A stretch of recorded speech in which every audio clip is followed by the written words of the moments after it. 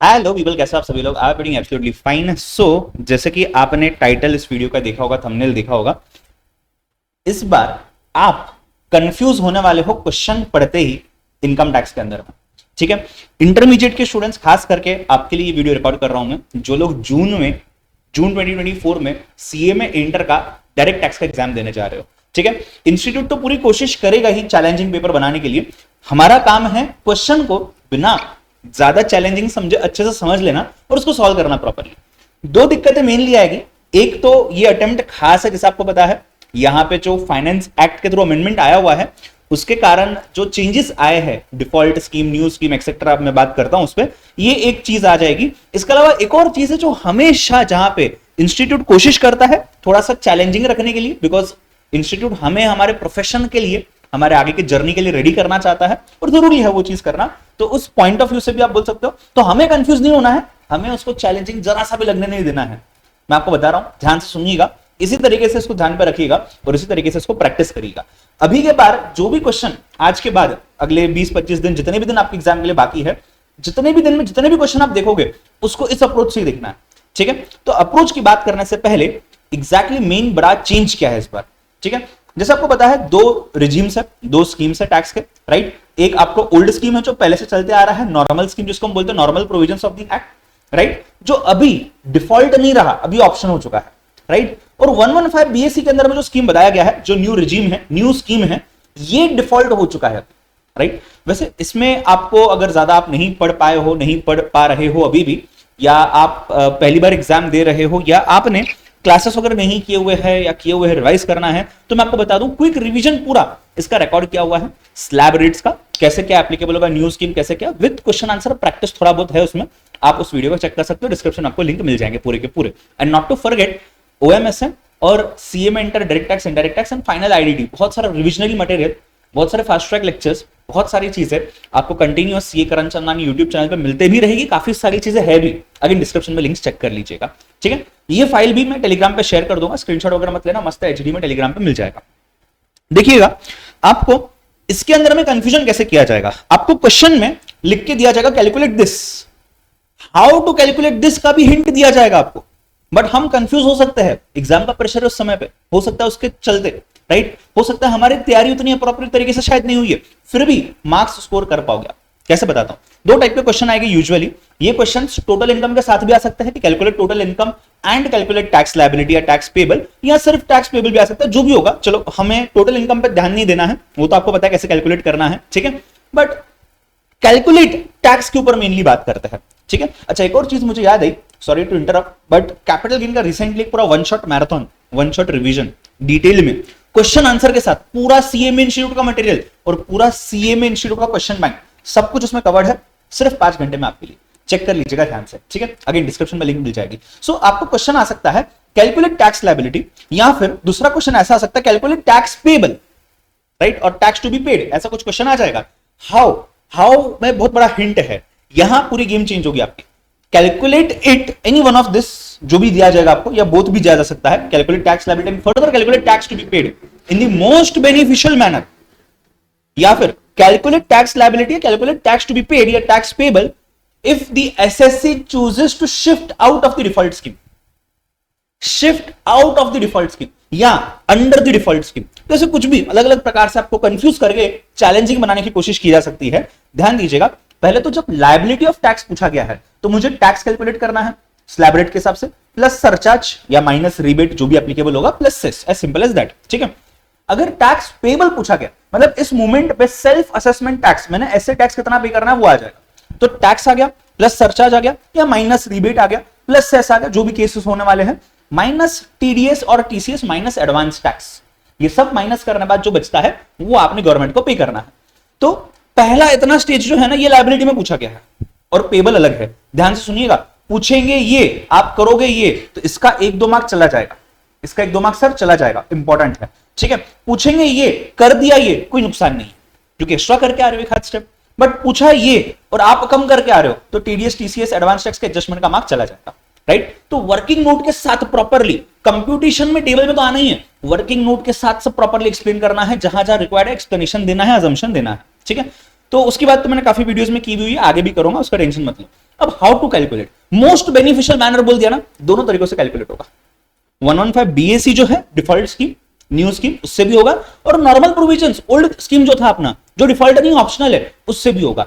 दोनों से सॉल्व करना है। सर आप उसी क्वेश्चन को दो अलग अलग टेबल से, एक 115 BAC के लिए, एक नॉर्मल के लिए करके कंपेयर कर सकते हो, चलेगा।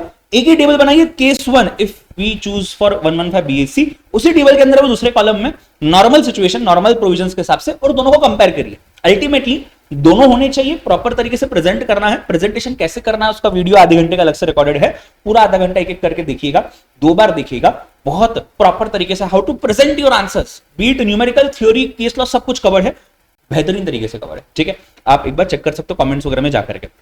सो मोस्ट बेनिफिशियल मैनर बोल दिया ना, दोनों तरीकों से करना है, 115 BAC से भी करना है, नॉर्मल से भी करना है, और फिर कंपेयर करके एडवाइस भी करना है।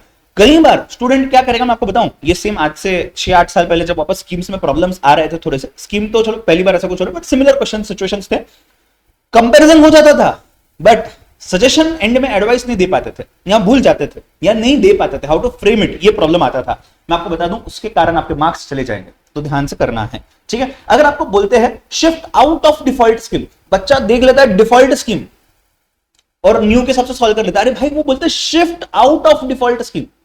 एक और हिंट है, नंबर ऑफ मार्क्स देखिए, अगर 10 मार्क का क्वेश्चन पूछा गया है, 8 मार्क का क्वेश्चन पूछा गया, एडजस्टमेंट्स कम है, इसका मतलब वो 4 है कि आप एग्जाम्पशंस कैलकुलेट करो, जो वैसे तो न्यू स्कीम में अलाउड नहीं है ना, डिफॉल्ट स्कीम में, तो डिफॉल्ट की बात नहीं हो रही है, ये shift out of default scheme की बात हो रही है, मतलब नॉर्मल प्रोविजंस की बात हो रही है। आप shift out of default, default क्या है 115 BAC न्यू स्कीम, उससे बाहर निकलना चाह रहा है एसएससी, तो उसका टैक्स क्या आएगा बताइए।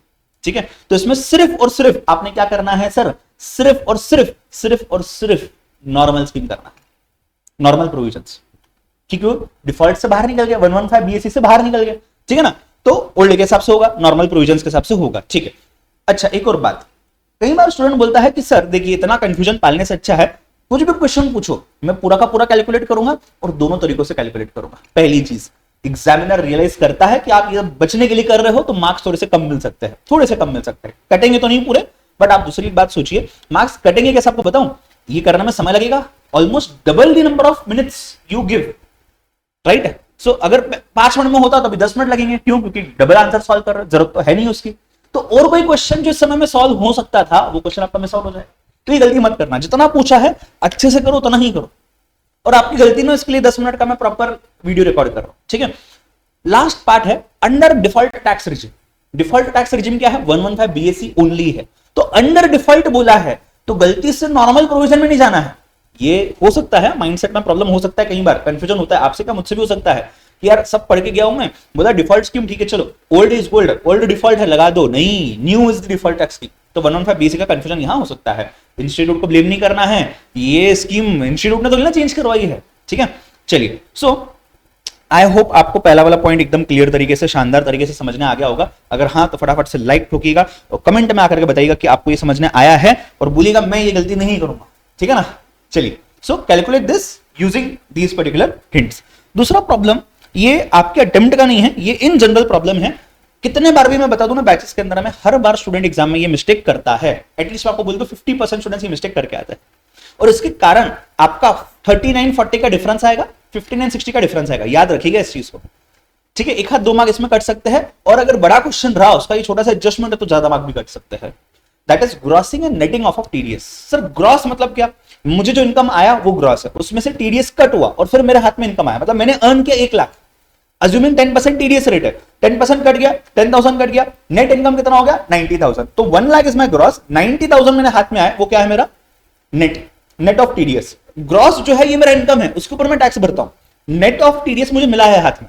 ठीक है ना, तो जब मैं बोलता हूं नेट ऑफ टीडीएस मुझे हाथ में मिला है, मतलब मेरे बैंक अकाउंट में आया है। तो अगर क्वेश्चन बोलता है इंटरेस्ट और dividend credited received in your bank account, it means it is net of TDS always, क्योंकि ग्रॉस इनकम तो आएगा नहीं मेरे पास। बट अगर क्वेश्चन बोलता है कि इंटरेस्ट और डिविडेंड इनकम एक्रूड, इनकम कमाया है, क्या हो गया ये ग्रॉस ऑफ टीडीएस हो गया, नेट नहीं होगा ये। नेट कब होगा, जब क्रेडिटेड की बात होगी, रिसीव्ड की बात होगी, बिकॉज जब मिलेगा तब नेट होके मिलेगा, बट जो कमाया है वो क्या है, ग्रॉस है, टैक्स तो ग्रॉस पे ही लगेगा। तो अगर आपके पास ग्रॉस है टेंशन नहीं है, इनकम ऐड कर दो, कैलकुलेट कर दो टैक्स। बट अगर आपके पास ग्रॉस नहीं है, नेट आया है, जो आपको मिला है वो अमाउंट आया है, तो उसको रिवर्स कैलकुलेशन करके हमें ग्रॉस पे जाना पड़ेगा, ग्रॉस पे जाकर के फिर उसको इनकम में ऐड करना पड़ेगा और उसका आंसर सॉल्व करना पड़ेगा। कैसे? इनकम माइनस आपका जो भी टीडीएस रेट है 100 में से माइनस कर दो, मल्टीप्लाई बाय 100 कर दो, आपको मिल जाएगा आपका ग्रॉस इनकम। ठीक है, तो दो चीजें थी, ध्यान से देखिएगा इस चीज को, बहुत जरूरी है। एग्जाम में पूरे चांसेस है आप कितने भी होशियार हो, बहुत इंटेलिजेंट रहो, आपको मॉक टेस्ट में 100 में से 100 मिले हैं, फिर भी प्रेजेंस ऑफ माइंड रख के उसको सॉल्व करना है, यहां मिस्टेक होने के चांसेस बनते हैं। I hope you understood my point and you will go through it properly.